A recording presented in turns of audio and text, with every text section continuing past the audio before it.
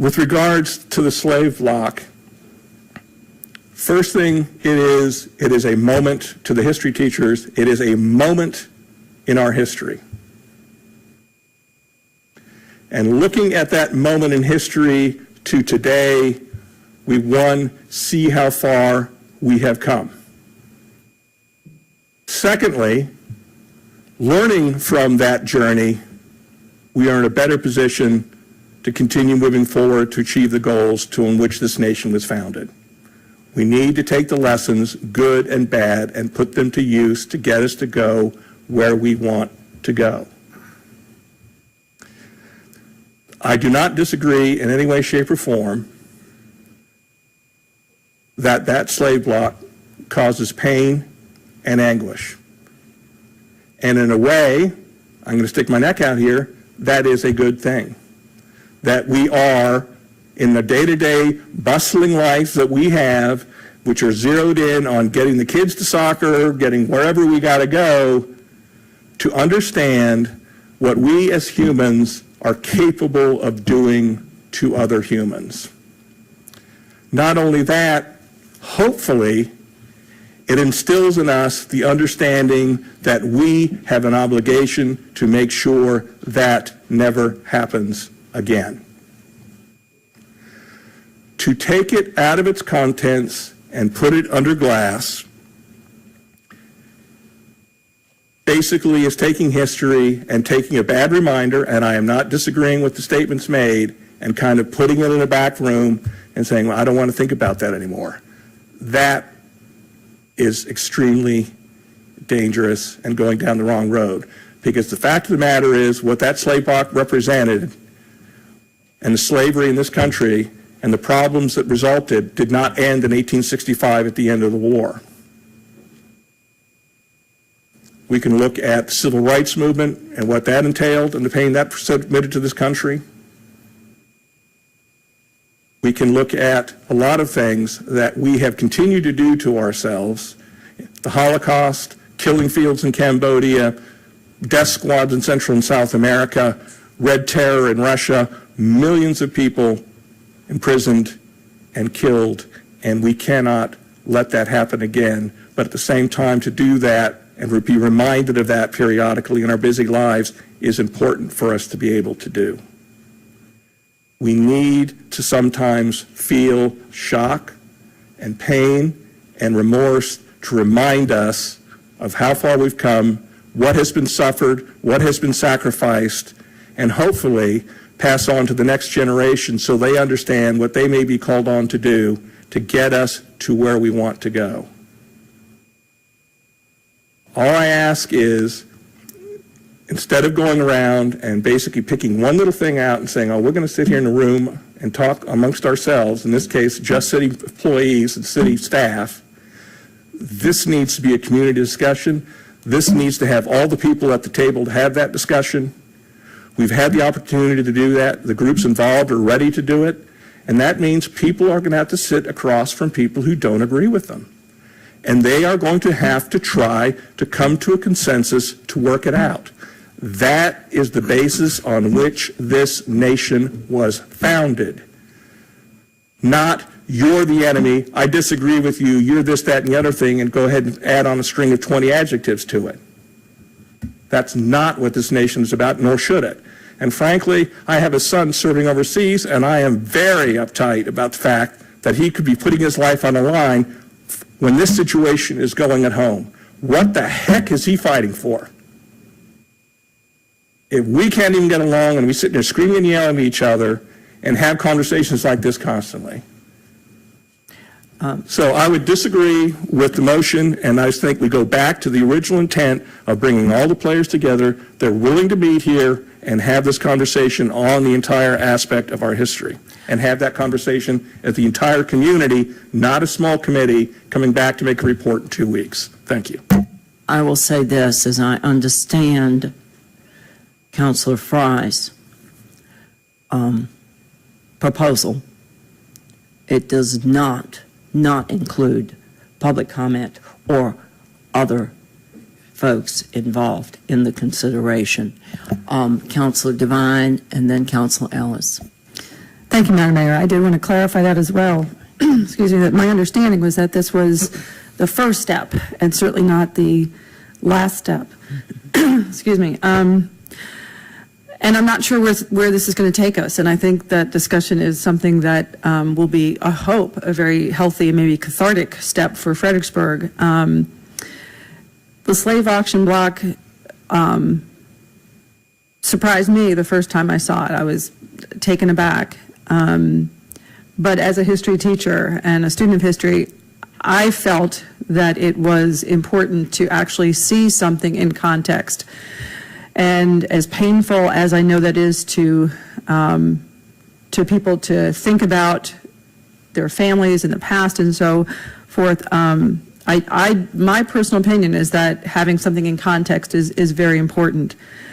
But I also think it was Ms. Cooper who said that if it stayed there, and we've talked about this before, that should we mark it better? It's come up in the past. Do we do it justice by putting it there with the very small marker that's there and not explaining it more fully? And perhaps not. Ms. Cooper, I think, said that, forgive me if I'm saying it wrong, but that maybe having a plaque that told more of the horrific story along with it would be appropriate. And that may be something that we need to consider. This community just several years ago was going to be the host of the National Slavery Museum.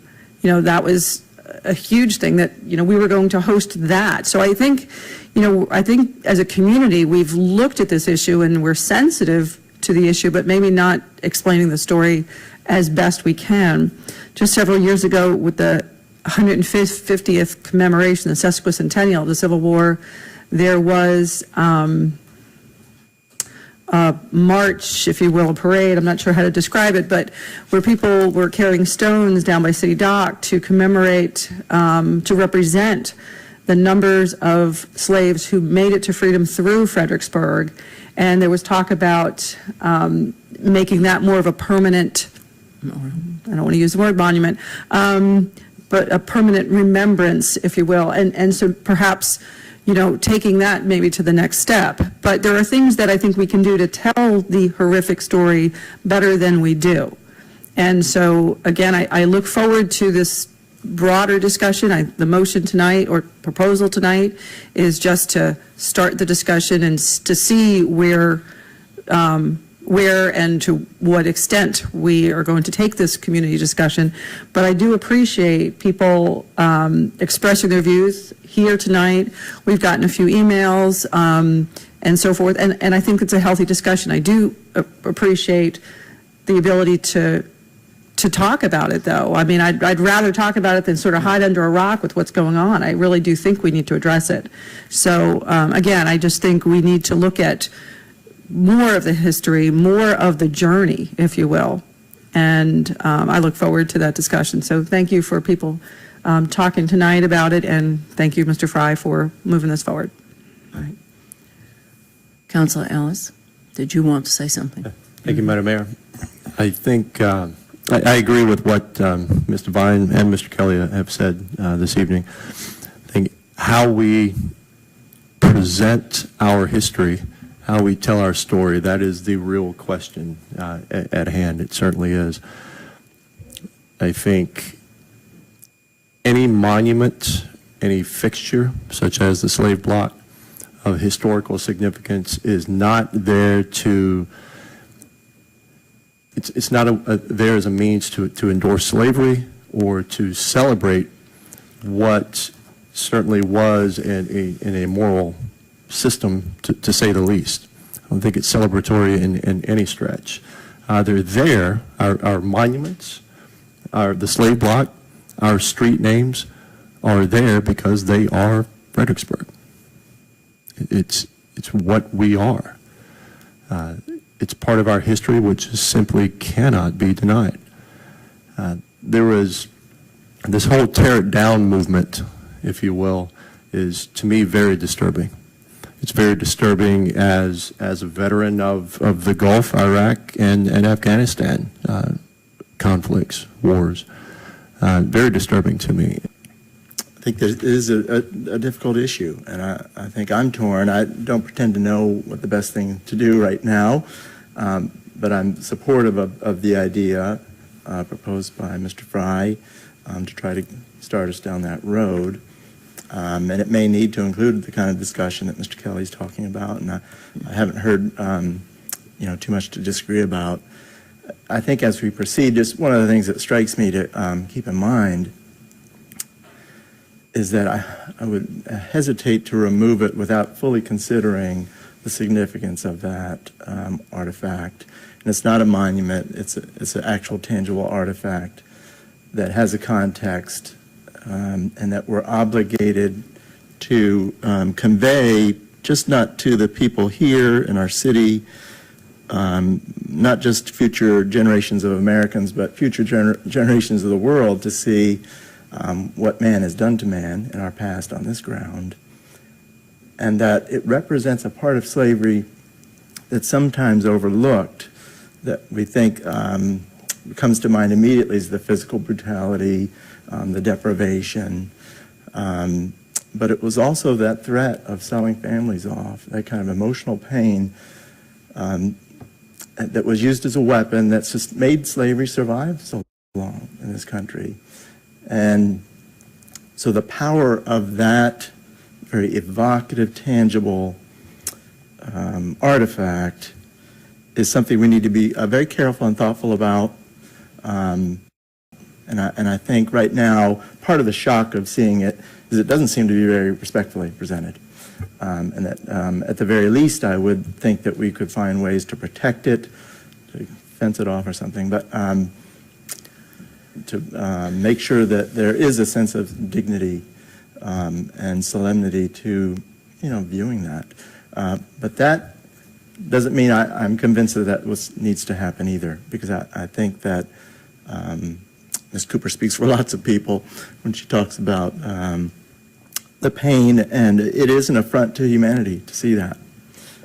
And, the Germans have struggled with ways to deal with the Holocaust, and, we were part of the Holocaust that led to the deaths of so many Africans in the transatlantic slave trade.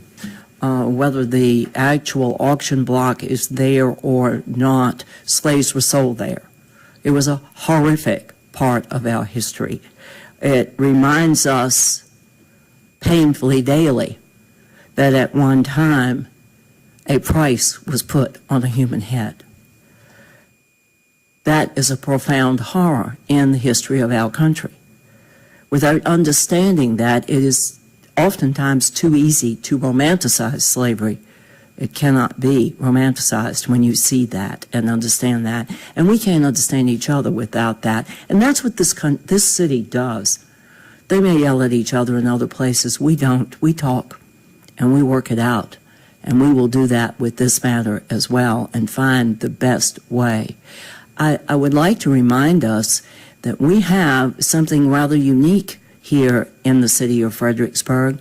In the context of 3 blocks, we have the reminder of the very worst of slavery, the sales.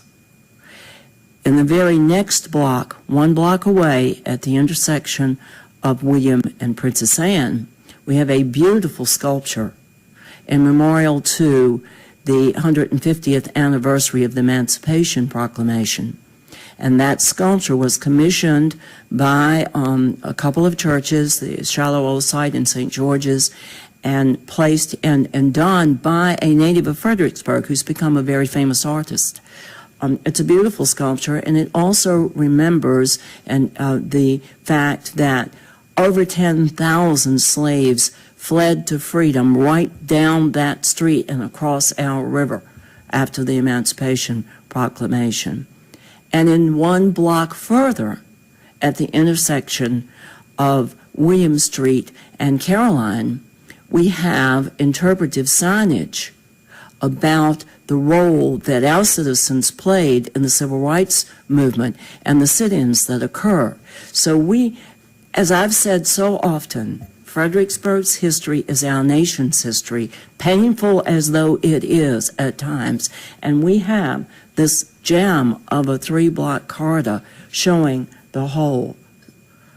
And whatever happens to the auction block, the painful fact is true that slaves were sold there.